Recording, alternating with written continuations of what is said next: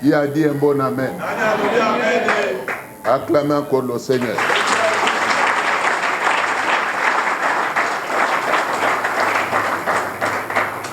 Comme vous le savez, nous sommes dans un séminaire appelé Marathon de prière. C'est un service qui est encore long là. Mais le thème que nous avons retenu, c'est celui-ci. Pourquoi ta souffrance est-elle continuelle?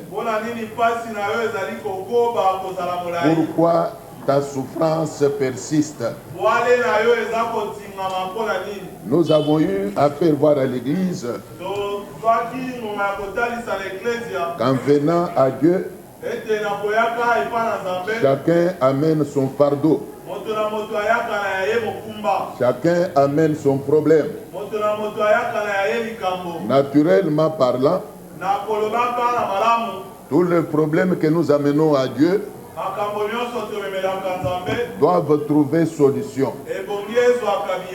Car comme vous le savez, même dans les temps passés, les malades qui venaient à Jésus étaient guéris. Les paralytiques étaient délivrés. Alors tout le monde qui venait avec son problème trouvait solution. Et comme la Bible dit qu'il est le même hier, aujourd'hui, éternellement, le Dieu qui guérissait les malades là n'a pas changé. Le Dieu qui consolait les affligés n'est pas changé. Le Dieu qui guérissait les paralytiques n'a pas changé. Alors, comme il n'a pas changé, il faut que ton problème là que tu lui amènes trouve solution. Nous avons eu à faire voir à l'église que même moi qui suis votre berger, ma prière de tous les jours est que chaque membre de l'ACK Mongafou la voie et la main de Dieu. Si aussi c'est ton besoin, tu diras un bon amen. Alors, je répète encore que mon désir le plus ardent est que chaque membre de cette église voie la main de Dieu. Même si tu es combattu, même si il y a une loi qui pèse contre toi, laquelle loi ne te permet pas de prospérer. Mais ici nous avons un Dieu qui sait changer les choses. Il sait changer la malédiction en bénédiction. Alors c'est lui qui est maudit. Quand il vient à Christ, il peut recevoir la délivrance, passer de la malédiction à la bénédiction. Voilà un peu de mots notre démarche dans ce service. Alors, depuis que nous avons commencé le service, nous sommes en train de répondre tant soit peu à cette question-là. Pour faire voir à l'Église, faire voir à un chacun de nous pourquoi sa souffrance est-elle continuelle. Pourquoi il ne voit pas la main de Dieu. Nous avons eu à parler de beaucoup de choses sur lesquelles nous ne pouvons pas revenir encore aujourd'hui, pour la simple raison que nous comptons aller de l'avant. Nous voulons aller de l'avant. Alors aujourd'hui là, nous voulons parler d'une autre chose. Vous savez que la Bible dit Et jamais deux personnes n'ont fait chemin ensemble sans s'être convenus. Tu ne peux pas cheminer avec Dieu sans qu'il y ait une entente entre toi et Dieu. Voilà pourquoi nous avons eu à évoquer le cas des principes de Dieu. Nous avons parlé de la dîme, nous avons parlé de la prémisse, nous avons parlé des offrandes. Alors, vous devez comprendre que toutes ces choses-là constituent une institution de Dieu. C'est Dieu lui-même qui a institué ces choses-là. Donc, il n'y a pas un pasteur, si grand soit-il,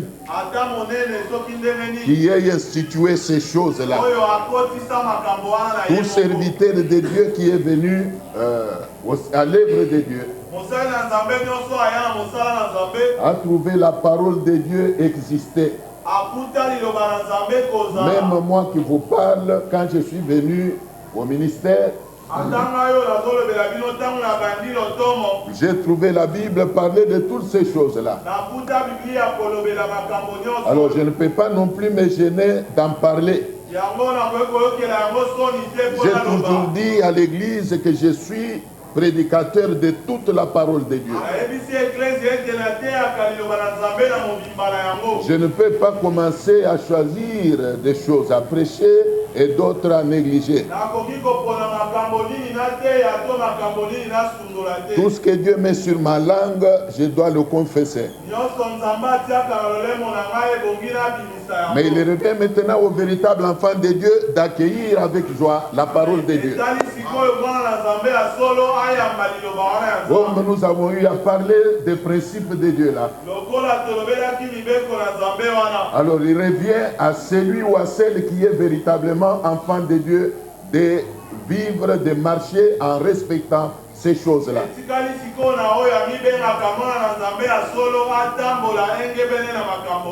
Il ne suffit pas seulement de réparer avec Dieu aujourd'hui ou demain. 31.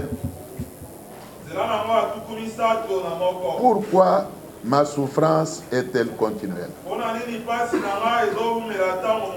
Tu peux te tourmenter, te faire des soucis. Parfois en disant même que moi je paye régulièrement ma dîme.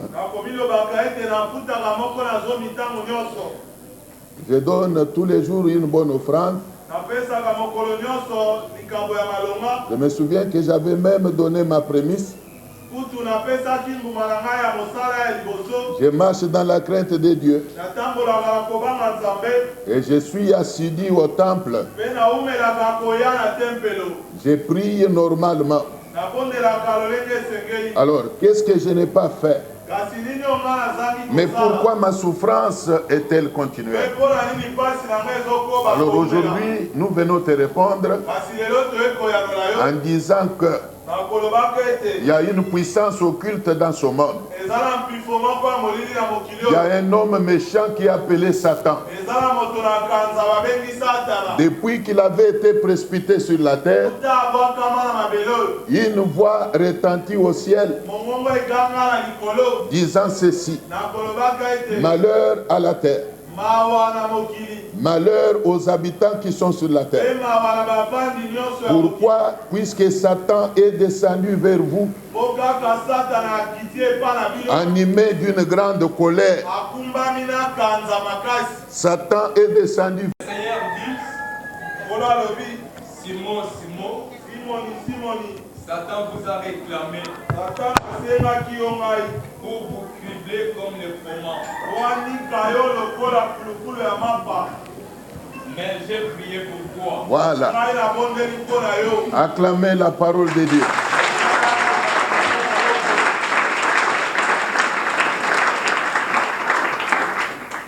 Pourquoi ta souffrance est-elle continuelle?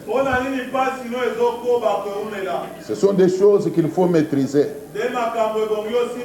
Au jour d'aujourd'hui, même ceux qui prient n'ont pas la maîtrise de cette réalité. Aujourd'hui, quand on voit quelqu'un souffrir, quand on voit le malheur arriver à un chrétien, vous trouvez les autres chrétiens se moquer de lui. Commencez même à dire qu'il a arrêté de craindre Dieu. Il a arrêté de craindre Dieu. C'est pourquoi le malheur l'a atteint. Il a fui la prière. D'ailleurs, ces jours-ci, il n'est pas permanent à l'église. C'est pourquoi le malheur l'a atteint.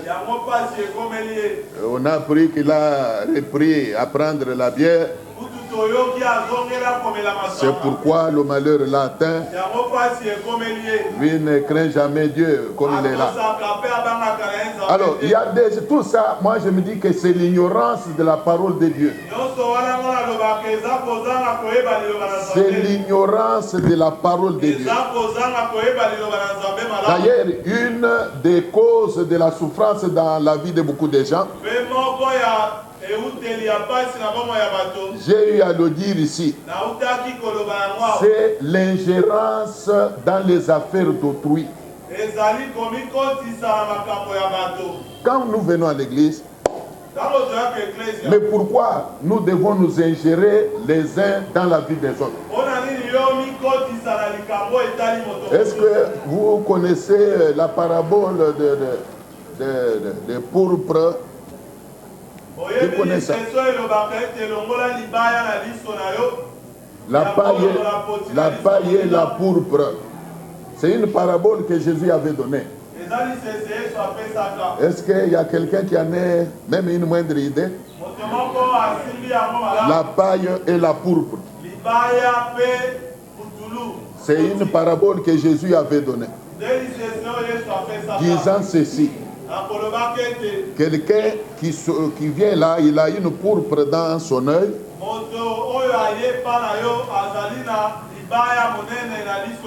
Mais il s'occupe de la petite paille qu'il y a dans l'œil du prochain. Lui-même a une pourpre dans ses yeux. Il ne s'occupe pas de ça, mais il veut s'occuper de la petite paille qu'il y a dans l'œil du prochain. Sommes-nous ensemble? Est-ce que nous sommes ensemble? Jésus a dit à Pierre, il lui dit, Simon Pierre, Satan t'a réclamé pour te cribler. Alors il faut d'abord comprendre que quand la vie de Pierre était réclamée par Satan, ce n'était pas pour qu'il soit béni. Mais Jésus lui dit que Satan t'a réclamé pour te cribler. Nos amis, nous sommes déjà en train d'aller vers la fin. Si vous pouvez arrêter vos histoires pour ne pas nous créer une distraction. Au besoin, vous pouvez même débrancher les appareils. Vous aurez le temps de le faire entre le premier et le deuxième culte. Alors, je voudrais ici dire ceci à l'église. La vie de beaucoup de gens est réclamée dans le monde des ténèbres. Tu es marié, mais tu ne peux pas non plus être heureuse dans ton mariage. Seulement puisque ton mariage est réclamé dans le monde des ténèbres. Tu t'es fondé un foyer. Tu as des enfants. Mais ton foyer ou même la vie de tes enfants est réclamée dans le monde des ténèbres. Tu travailles, mais ton travail est réclamé dans le monde des ténèbres. Voilà pourquoi tu ne peux pas non plus être en paix. Tu es tout le temps embêté. Pourquoi? Puisque ta vie même est réclamée. Ta vie est réclamée. Ta santé est réclamée. Voilà pourquoi tu ne peux pas non plus demeurer en bonne santé. Quand le diable réclame la vie d'un homme, c'est pour la détruire. Voilà pourquoi Jésus lui a dit que Satan t'a réclamé, non pour te bénir, mais pour te cribler. Pour te cribler. Pour te cribler. Mais heureusement pour Pierre, j'aime bien que vous saisissiez ça. Jésus lui dit que mais j'ai prié pour toi. J'ai prié pour toi. Comme pour dire que je suis intervenu. Alors nous voulons que dans ce séminaire, ce dont la vie est réclamée dans le monde des ténèbres bénéficie de l'intervention divine. Si au temps de Pierre, Jésus n'a pas croisé les bras, car c'est lui-même Jésus qui avait vu que la vie de Pierre était réclamée. C'est Jésus qui avait vu que la vie de Pierre est réclamée, sans que Pierre lui ait demandé d'intervenir. Mais par l'amour qu'il avait pour Pierre, il dit à Pierre que j'ai prié pour toi, comme pour dire que je suis intervenu. Alors nous voulons que Jésus intervienne dans nos vies. Que Jésus intervienne dans tous les cas où nous sommes réclamés par les sorciers. Que le Dieu que tu pries là ne croise pas les bras. Si ta vie est réclamée, si ton mariage est réclamé, que ceux qui réclament ton mariage n'en arrivent pas au bout. Qu'il ne puisse pas te vaincre. Qu'il ne puisse pas te vaincre. Même Satan qui réclamait Pierre ne l'avait pas vaincu. Seulement puisque Jésus qui était avec Pierre était intervenu. Mais nous aussi nous voulons que Dieu intervienne quand même. Pourquoi il doit croiser les bras? Quand notre vie est combattue, pourquoi doit-il croiser les bras? Quand notre vie est terrassée, pourquoi l'Éternel, le Dieu que nous prions, doit-il croiser les bras? Quand notre vie est menacée, c'est la question que tu peux poser à ton Dieu. Mais pourquoi le Dieu que toi tu pries doit croiser les bras quand ta vie est menacée, quand il y a des forces occultes qui s'élèvent contre toi? Pourquoi doit-il croiser les bras? Non, bien-aimé, ça nous refusons. Nous voulons que l'Éternel, le Dieu que nous prions, s'élève dans la vie de tout un chacun de nous. Qu'il fasse obstacle devant ceux qui nous en veulent. Qu'il nous confonde tous tes ennemis. Surtout tes ennemis à toi qui me regardes là. Que l'Éternel les confonde. Là où ils veulent que tu tombes, qu'ils se réalisent que tu ne tombes pas. Là où ils veulent que tu meurs, qu'ils finissent par réaliser que tu ne meurs pas. Là où ils veulent qu'un tel ou tel malheur t'atteigne, eh bien, à la place du malheur, qu'ils voient le bonheur t'arriver. Qu'ils soient ainsi confondus. Là où ils veulent que tu perdes ton mariage, par exemple, ils réclament ton mariage, mais qu'ils apprennent que non seulement ton mariage n'est pas cassé, mais le mari t'a acheté un véhicule. Le mari t'a acheté une parcelle en forêt. Le mari t'a ouvert une boutique. Ils apprennent que le mari t'a envoyé même à Dubaï en vacances. Moi je vous dis que c'est possible. Et tes ennemis seront confondus. Ils vont finir par reculer pour dire que, mais nous voulons qu'on la répudie par exemple. Nous voulons qu'on la répudie. Mais au lieu qu'elle soit répudiée, nous venons d'apprendre qu'on lui a acheté un véhicule.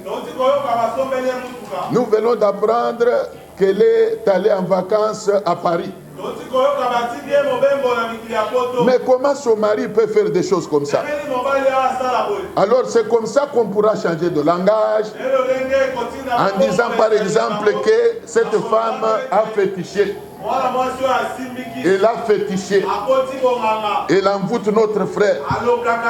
Elle envoûte notre frère. Notre frère n'a pas à dire devant elle. Non, bien-aimés, nous voulons que l'Éternel combatte pour nous, qu'il combatte pour nous, qu'il confonde nos ennemis, qu'il anéantisse tous les projets du diable contre nous, qu'il fasse que tout ce que le monde des ténèbres a décidé contre nous soit en bloc voué à l'échec. Le malheur projeté contre nous là, que Dieu les retourne contre eux-mêmes. Si tu dis un bon amen, cela sera ainsi. Je ferme ma Bible.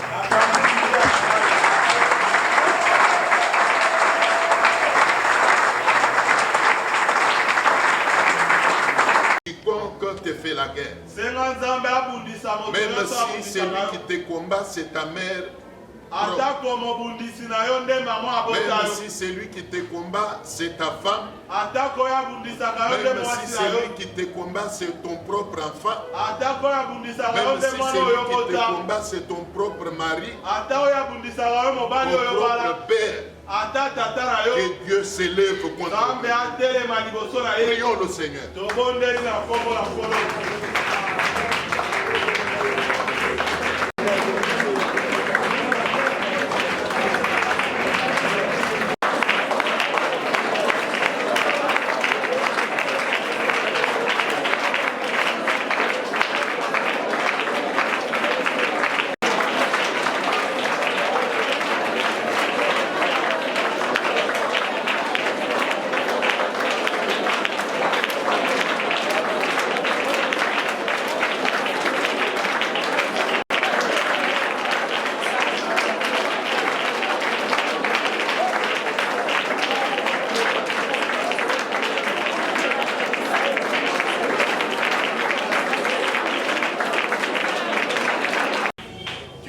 Élever ta voix pour cette fois-ci pour demander à ton Créateur de confondre ceux qui t'en veulent.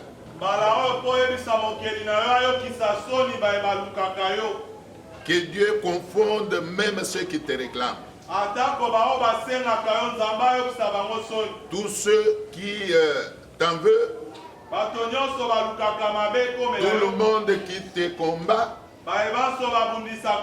tout le monde qui est mal intentionné contre toi, même si toi tu ne sais pas les connaître, mais Dieu connaît toutes choses. Bien-aimés dans le Seigneur, les ennemis, nous les avons dans tous les milieux. Il y en a même qui vivent avec nous chaque jour. Il a toujours été à tes côtés là. Alors qu'il te combat. Il te combat malignement. Alors je voudrais que tu demandes à ton Créateur de le confondre.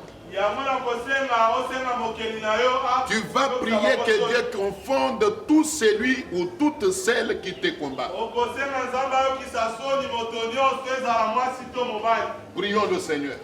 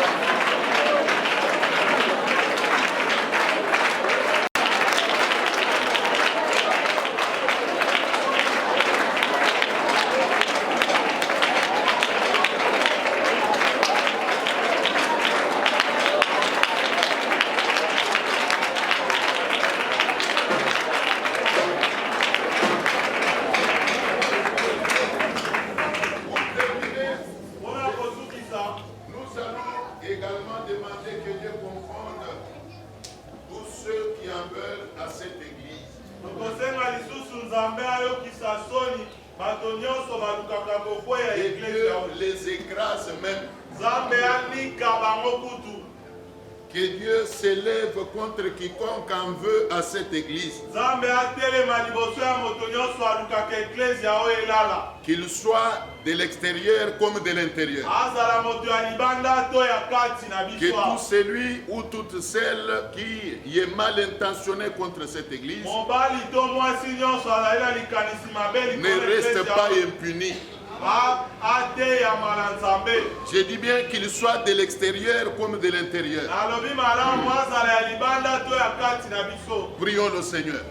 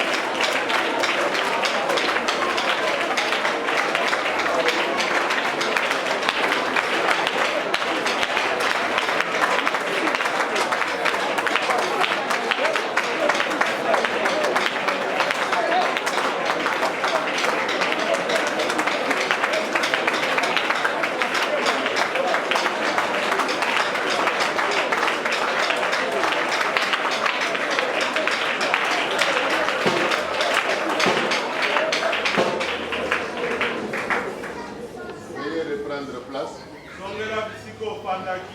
Acclamons le Seigneur.